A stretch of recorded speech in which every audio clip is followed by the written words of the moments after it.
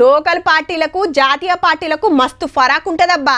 తాత తండ్రి మన్మడు మునిమన్మడే అధ్యక్షులైతారు ప్రాంతీయ పార్టీలకు.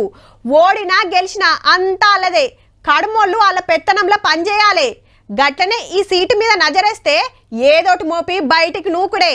అదే జాతీయ పార్టీలైతే ఎవ్వల పతారం మంచిగుంటే గాల్లే అధ్యక్షులు కావచ్చు. ఇప్పుడు గీముచ్చడ దేనికంటే నెక్స్ట్ మంత్ ఫస్ట్ వీక్ లో మండల కమిటీలు వేసుకుంటాం, ఆ తర్వాత జిల్లా కమిటీలు వస్తాయి, ఆ తర్వాత రాష్ట్ర అధ్యక్షుడు వస్తాడు. సెంటర్ మంత్రి Kishan Reddy sir Telangana BJP president సీట్లకెళ్ళి దిగిపోతున్నట్టే. మరి కొత్త అధ్యక్షుడు ఇవ్వాలనే చర్చ జోరయ్యింది పార్టీలా. ఈయన వాడుతున్న పేర్లలో ఇంకో సెంటర్ మంత్రి బండి సంజయ్ సారు ఉన్నాడు. అప్పట్ల పార్టీ పగ్గాలు ఇస్తే రువడి చూపించిండు, కార్యకర్తలకు దగ్గరుంటాడు, ఏడేమైనా రప్పు నురుకొస్తాడనే పేరు వచ్చింది. ఆల్రెడీ ఢిల్లీ లెవెల్లో మంత్రి పదవులు ఉన్నాడు కాబట్టి అధ్యక్షుడు కాకపోవచ్చు అనే చర్చ కూడా నడుస్తుంది. 2 మాటల ఎంపీగా గెలిచిన బీసీ లీడర్ ను నాకెందుకు ఇయ్యద్దు అని అరవింద్ సార్ అడుగుతున్నాడు.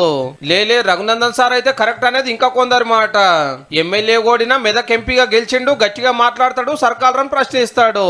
అగో ఎప్పుడు వాళ్ళకేనా మా లేడీ లీడర్ అని ఎందుకు పెబ్బన్ చేయరని ఎంపీ డీకే అరుణ మేడం కూడా లైన్ లో ఉన్నది. ఈ పార్టీని నమ్ముకొని వచ్చినా జర నన్ను కూడా చూడుండ్రని ఈటెల సార్ పైరవి చేస్తుండట. వీళ్ళందరికీ ఎంపీ పదవులు ఉన్నాయి, నన్ను అధ్యక్షుని చేస్తే పార్టీ కోసం మస్తు పనిచేస్తా అని రామచంద్రరావు సారు. ఇంకో 2-3 పేర్లు కూడా నవ్వుతున్నాయి. ఎవరైతే బాగుంటుందో ఢిల్లీ పెద్దలు 1-4 మాటలు ఆలోచన చేసి తెలంగాణ ప్రెసిడెంట్ ను డిసైడ్ చేస్తారట.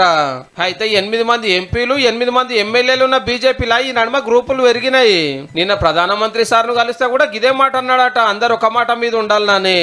మరిగా కొత్త ఏడాదిలో కొత్త అధ్యక్షుడు ఎవరైతారో గానీ జాతీయ అధ్యక్ష పదవికి మన కిషన్ రెడ్డి సార్ పేరు కూడా వినబడుతున్నది. గతంలో కూడా జనా కృష్ణమూర్తి గారు, బంగారు లక్ష్మణ్ గారు, వెంకయ్య నాయుడు గారు, అనేక మంది జాతీయ